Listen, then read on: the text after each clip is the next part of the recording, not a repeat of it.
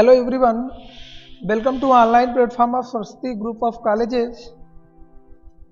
I am Ajay Singh और आज हम लोग डिस्कस करेंगे angular momentum and it's conservation law. पिछले क्लास में जैसा कि हम लोगों ने लीनियर मोमेंटम डिस्कस किया था और मैंने ये बताया था कि लीनियर मोमेंटम क्या होता है और इसका कंजर्वेशन लॉ क्या है। उसी से जुड़ा एक अगला टॉपिक आज जो हम लोग देख रहे हैं वो टॉपिक है angular momentum and it's conservation law.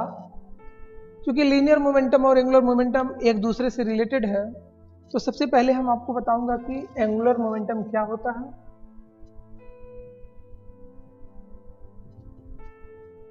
देखिए, मैंने यहाँ एंगुलर मोमेंटम का एग्जैक्ट डिफिनीशन बोर्ड पे आपको दिख रहा होगा, लिख रखा हूं। The angular momentum of a particle about a point, the angular momentum of a particle about a point is defined as the momentum of its linear momentum about that point. इसको mathematically लिखते हैं, that is L equal to R cross P, जहां पर L angular momentum है, R position vector है और P linear momentum है, linear momentum. ये फार्मूला जो आया है एंगुलर मोमेंटम का, यहां एक शब्द आया कि एंगुलर मोमेंटम किसी पॉइंट पर होता है, अबाउट दैट पॉइंट शब्द आया है। दूसरी चीज, एंगुलर मोमेंटम रोटेशनल मोशन में राइज होता है। एंगुलर मोमेंटम ये रोटेशनल मोशन में राइज होता है। तो हम लोग रोटेशनल मोशन में एराइज होता है, तो इसका कॉन्फ़िगरेशन, इसका कॉन्सेप्ट थोड़ा सा देख लें कि ये कैसे लीनियर मोमेंटम से डिफरेंट है। तो आप लोग जैसे लीनियर मोमेंटम बताया कि कोई भी पार्टिकल अगर किसी सीधी रेखा में जा रहा है और इसका मास m है एंड इसकी वेलोसिटी v है, तो सिंपली इसका जो लीनियर मोमेंटम होता है वो p इक्वल टू हम mv लिखते हैं। तो लीनियर मोमेंटम हमेशा स्ट्रेट लाइन में अगर कोई बॉडी अथवा कोई पार्टिकल्स मूव कर रहा है तब एराइज होगा। लेकिन जो हमारा एंगुलर मोमेंटम है, बोर्ड की मैं सेकेंड साइड में एंगुलर मोमेंटम बता रहा हूँ, ये रोटेशनल मोशन में एराइज होता है।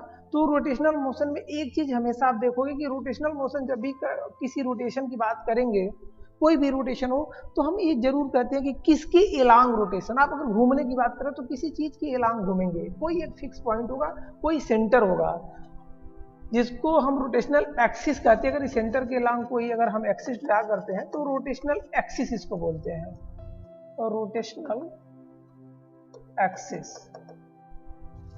तो रोटेशनल मोशन होगा, तो यहाँ रोटेशनल एक्सिस से पार्टिकल किसी डिस्टेंस पर हो सकता है।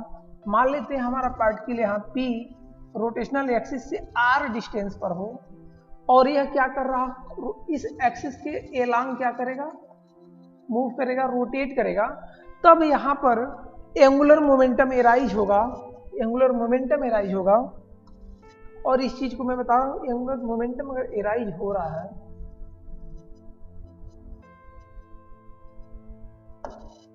तो किसी एक्सिस से अगर ये पार्टिकल P r डिस्टेंस पर है, तो इसका जो एंगुलर मोमेंटम होगा L equal to R cross P होगा। हालांकि पार्टिकल को हम P से न माना, क्योंकि P से हमने लीनियर मोमेंटम लिखा है तो कोई और सिंबल दे देते हैं। अगर यहाँ पर पार्टिकल को हम कोई नाम दे देते हैं, ये दे दें, ये पार्टिकल्स है इस पोजीशन पर, तो आप ये कहोगे कि जो इस पार्टिकल का एंगुलर मोमेंटम होगा वह r क्रॉस P होगा, जहां पर P क्या होता है, P आपका होता है लीनियर मोमेंटम। इसका मतलब ये हुआ कि अगर रोटेशन कर रहा है तो बॉडी लीनियरली इस डायरेक्शन में जाएगा, जस्ट परपेंडिकुलर जाएगा और इस परपेंडिकुलर डायरेक्शन में अगर हम मान लेते हैं रोटेशनल मोशन में बॉडी को यहाँ फ्री कर दें तो v वेलोसिटी से आगे बढ़ेगा, और अगर इसी पार्टिकल की मास क्या है m है, तो हम देखेंगे कि इसकी जो मोमेंटम p होगा वह क्या होगा, mv होगा। तो टोटल अगर हम लीनियर मोमेंटम की बात कर लें तो लीनियर मोमेंटम जो आता है वह p इक्वल टू mv आता है, और एंगुलर मोमेंटम की बात कर लें, एंगुलर मोमेंटम, तो एंगुलर मोमेंटम को L सिंबल से लिखते हैं। अगर हम वेक्टर के रूप में फार्मूला रखें तो यहाँ पर हम ऊपर वेक्टर सिंबल्स लगा देंगे R, और यहाँ पर क्रॉस P होता है। मोस्ट सिंपल अगर हम इसको लिखें तो ये लिख सकते हैं L इक्वल टू R, और हम P को लिख सकते हैं mv, इस तरह से लिख सकते हैं। और फिर अगर हम वेलोसिटी को पोजीशन वेक्टर के रूप में लिखें तो वेलोसिटी को लिख सकते हैं v को dr/dt, तो फाइनली हम L को लिख सकते हैं r क्रॉस m, और वेलोसिटी को dr/dt के टर्म में लिख सकते हैं। अगर वेक्टर साइन लगाएं तो यहाँ पर वेक्टर आ जाएगा r। तो फाइनली आपका L का जो फार्मूला हुआ वो यह आया हुआ है। तो आप लोगों ने देखा कि लीनियर मोमेंटम और एंगुलर मोमेंटम एक दूसरे से जुड़े हैं। इसका मतलब ये जो लिखा गया डिफिनीशन में, इस पर फिर से हम विचार करते हैं। डिफिनीशन में लिखा गया कि जो आपका लीनियर एंगुलर मोमेंटम है वो moments of linear momentum. Moments क्या होता है, अगर कोई भी पार्टिकल पर मोमेंट की बात करें तो एक्सिस से जितने डिस्टेंस पर है उस डिस्टेंस से अगर मल्टीप्लाई करें, और अगर हम मोमेंट ऑफ फोर्स की बात करें, मान लो यहाँ पर हम फोर्स की बात करते हैं, तो आर क्रॉस एफ लगाएंगे तो ये टाउ देगा, टार्क देगा। आर क्रॉस अगर पी करेंगे तो यह एंगुलर मोमेंटम देगा। जहां पर भी पार्टिकल के लिए एक्सिस से आर डिस्टेंस पर कोई पार्टिकल से कर रहे हैं और आर से मल्टीप्लाई कर तो मोमेंट्स होगा। तो यहाँ पर जो मोमेंट लिया गया किसका लिया गया है, moments of angular linear momentum. ये मोमेंट्स किसका है, इसका लिया गया है, मोमेंट्स ऑफ लीनियर मोमेंटम लिया गया है। और जो मैंने टार्क की बात किया, यहाँ पर मोमेंट्स फोर्स का लिया है, तो मोमेंट्स ऑफ फोर्स जो होगा वो आपका टार्क होगा। ये टार्क होगा, मोमेंट ऑफ फोर्स एफ से लिखे हैं, मोमेंट ऑफ फोर्स टार्क, और moments of linear momentum is angular momentum. तो ये डिफिनीशंस रही। हमें यहाँ पर कंजर्वेशन ऑफ लीनियर मोमेंटम देखा है सिस्टम ऑफ पार्टिकल के लिए। अब हम कंजर्वेशन ऑफ एंगुलर मोमेंटम देखेंगे, किसके लिए, सिस्टम ऑफ पार्टिकल के लिए। तो मैंने बताया कि सिस्टम ऑफ पार्टिकल्स में n नंबर ऑफ पार्टिकल्स अगर हों हमारे सिस्टम में, n नंबर ऑफ पार्टिकल्स हो, तो n नंबर से हमारा कोई सिस्टम से बना है, n नंबर ऑफ पार्टिकल्स हैं इसमें, कोई एक सिस्टम से। इनका नाम अगर हर पार्टिकल का रखें तो हम कहेंगे कि first particle, second particle, third particle, dot dot ith particles, and last में nth पार्टिकल्स कुछ होगा। हम इसको समेशन के रूप में अगर लिखना चाहेंगे तो सभी का अगर हम एंगुलर मोमेंटम लिखें और उसको जोड़ दें तो जो समेशन होगा वो क्या होगा, टोटल एंगुलर मोमेंटम होगा। इतना तो आप जानते हैं। तो इसे हमें अगर प्रूफ करना है conservation law of angular momentum, तो फॉर सिस्टम ऑफ पार्टिकल, तो हम पहले ये मानेंगे लेट n पार्टिकल्स हैं किसमें, सिस्टम में, n पार्टिकल है सिस्टम में। पहली चीज हम मान लेते हैं कि जो हमारा टोटल एंगुलर मोमेंटम है, टोटल एंगुलर मोमेंटम वह सभी पार्टिकल के सम से है, जिसको टोटल को L लिख लें, जहाँ पर L1 plus L2 plus L3 dot dot Li सभी पार्टिकल के इंडिविजुअल एंगुलर मोमेंटम को जोड़ करके हमें टोटल एंगुलर मोमेंटम मिलेगा। अब इस टोटल को हम समेशन गणित के रूप में लिख सकते हैं, समेशन के रूप में लिख सकते हैं। समेशन आई, इस आई को 1 से लेकर के और n तक वेरीज कर दीजिए तो हमारा i equal to 1 to n हो जाएगा और li ये समेशन के रूप में हमारा हो जाएगा टोटल एंगुलर मोमेंटम।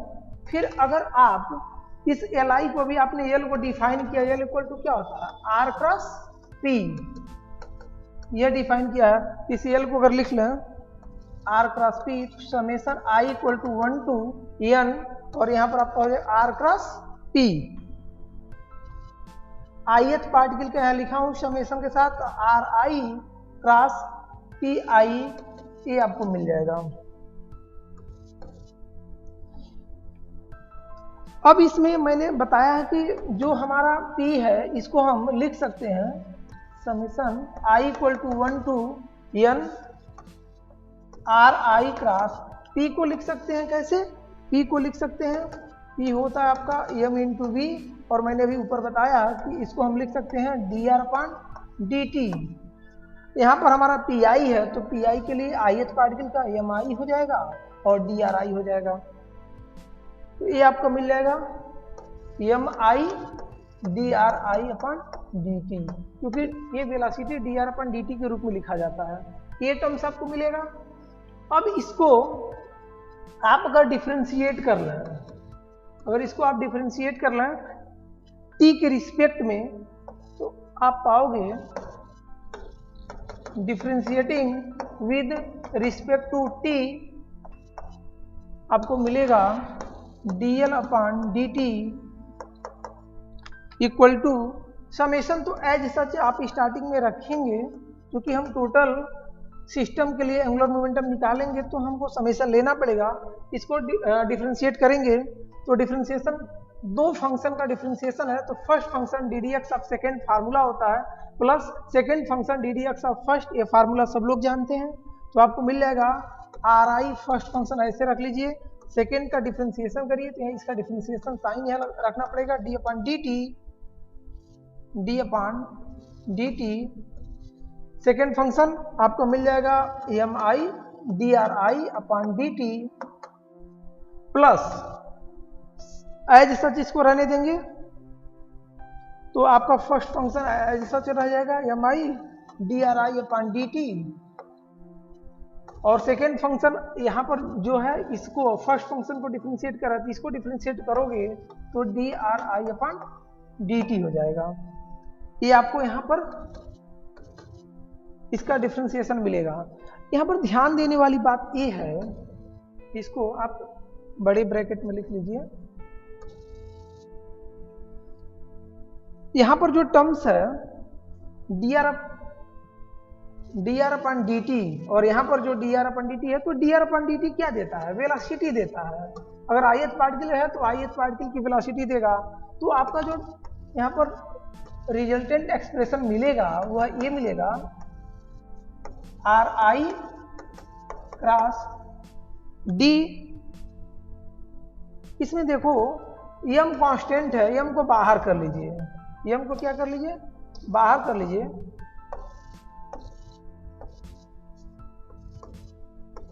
और इस चूंकि डिफरेंशिएशन कांस्टेंट का होता नहीं और इस पर डिफरेंशिएशन करें तो इसका सेकेंड डेरिवेटिव हो जाएगा, इसका second derivative D two R I upon D T हो जाएगा। ये टर्म्स इतना हो गया, प्लस यहाँ पर आपका मास है, मैंने बताया कि मास आपका क्लासिकल मैकेनिक्स में कांस्टेंट होता है और ये टर्म से वेलोसिटी होगा। तो यहाँ पर आपको मिल जाएगा वी आई और क्रॉस वी आई। क्योंकि यहाँ पर वी आई वेलोसिटी वेक्टर है और दो वेक्टर का क्रॉस प्रोडक्ट क्या होता है, जीरो होता है। क्योंकि ये दो वेक्टर्स हैं, इसका क्रॉस प्रोडक्ट क्या हो जाएगा, जीरो हो जाएगा। तो ये वैल्यू जब जीरो होगा तो पूरा पूरा जीरो अगर ये हो जाएगा तो इससे मल्टीप्लाई करेंगे तो सेकेंड टर्म जीरो हो जाएगा। जब सेकेंड टर्म जीरो होगा तो केवल फर्स्ट टर्म बच जाएगा एक्सप्रेशन में।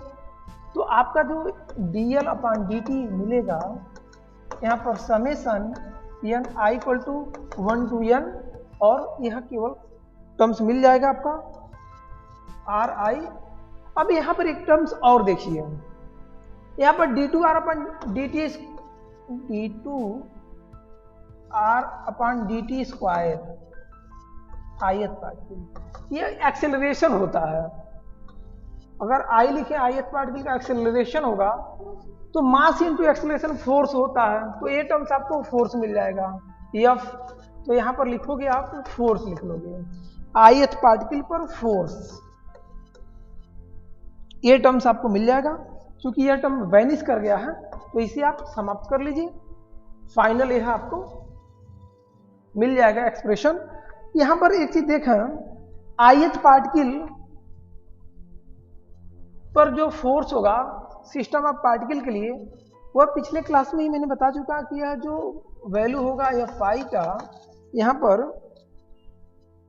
समेशन यहां पर भी अप्लाई होगा और यहां पर दोनों जगह समेशन है, तो समेशन यहां अगर हम यूज करें I = 1 to n Fi = summation I = 1 to n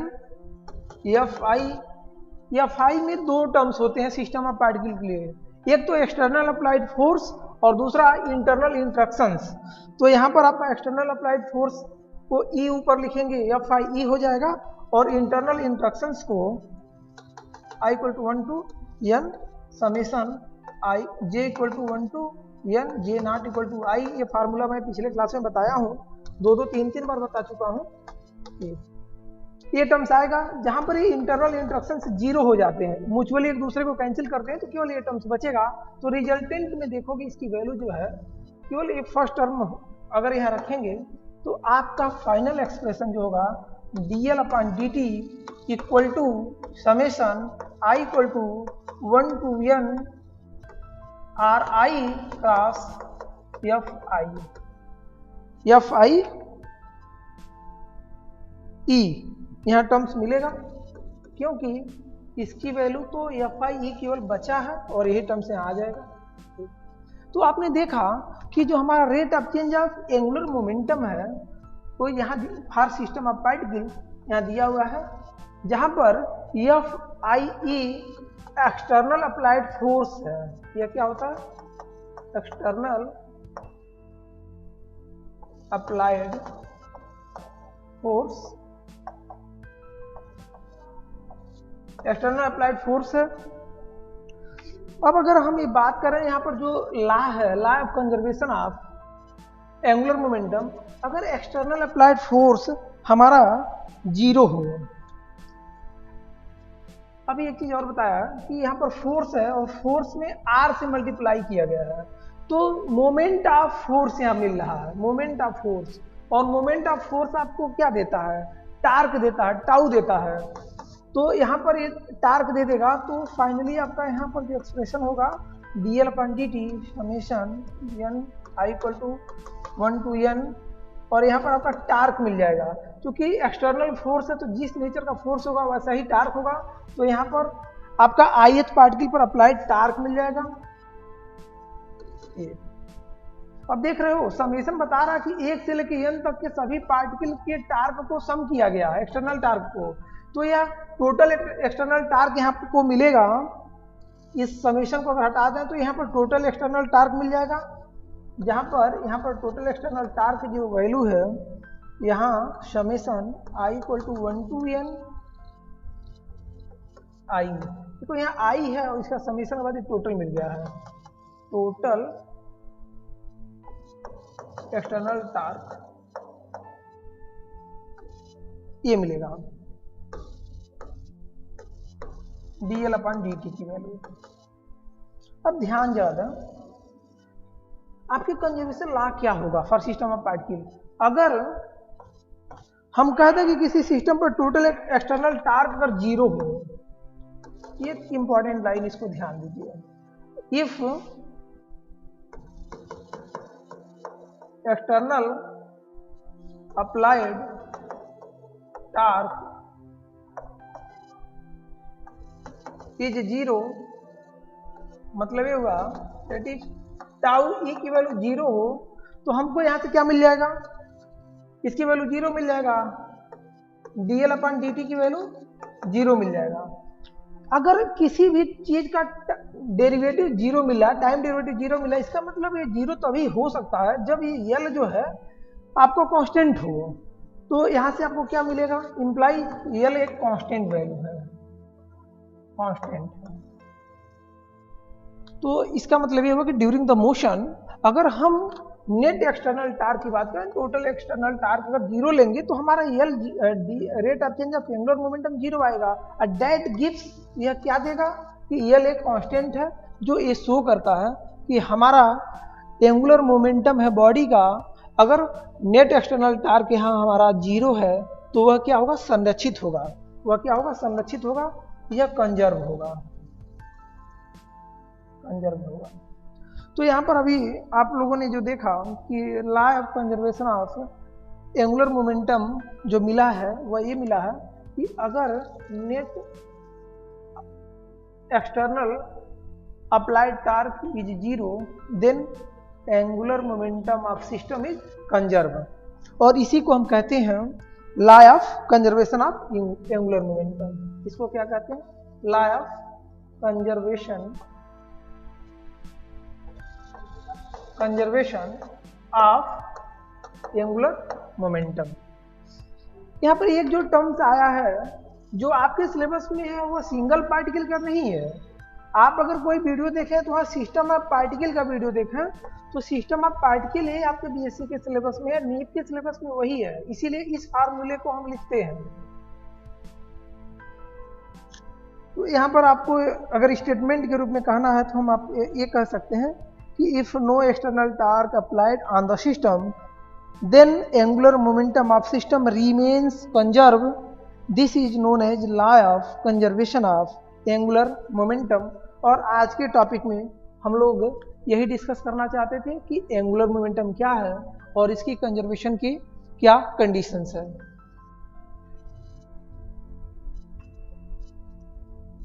एक बार इसको देख लीजिए।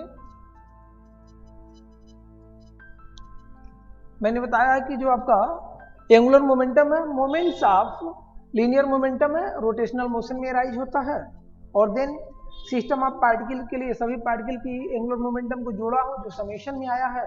और आफ्टर देन हमने इसको प्रूव किया है कि हमारा जो एंगुलर मोमेंटम है वह तब कंजर्व होगा जब उस पर अप्लाइड टार्क की वैल्यू जीरो होगी, क्योंकि डिफरेंशिएशन टर्म्स जीरो आ रहा है, इसका मतलब ये कांस्टेंट है, इसका मतलब है ड्यूरिंग द मोशन यह कंजर्व है।